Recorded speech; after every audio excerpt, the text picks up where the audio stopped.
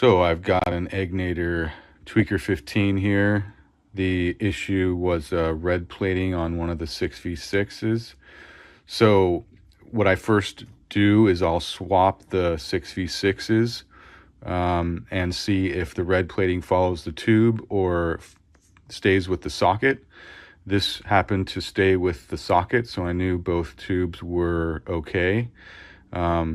This happened to be in socket V3. It's actually labeled as socket V2 on the PCB, but so that way I know that the issue is within the circuit. So I started probing around, and I was able to find the schematic online, and so we can see here we've got V3. So I started probing, we've got R23, R28, R27. R23 was actually registering okay. R28 was not reading correctly. It was somewhere in the 1 to 3 meg, but it was also bouncing around. Same with R27.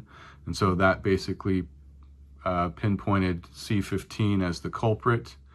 So I went ahead and removed C15. We can see in there I've taken out C15, and I just ordered a new capacitor. It's a 0.022 400 volts. So I've got that here, and we're going to install that and see if that fixes the problem.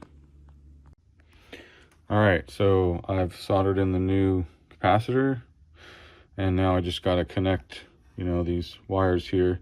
So my trick is always take pictures of wires that you're going to be disconnecting. That's the easiest way to connect them back up again. So I'll go ahead and connect these wires back up, and then we'll fire it up and see how it goes. All right, let's give it a shot. Power the sucker on.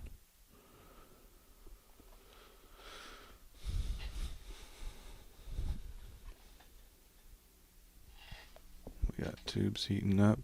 Looks good so far.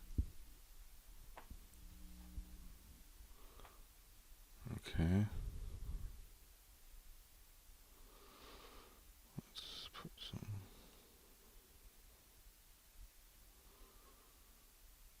clean. I go on normal. We'll go deep. We'll go USA mode, vintage. And all right, so far so good. I got it going through a Rivera mini rock wreck, and okay, so okay, that sounds pretty good. So far so good. I don't see any red plating. It sounds decent. Alright, I think we got a fixed tweaker. So let's tweak with it.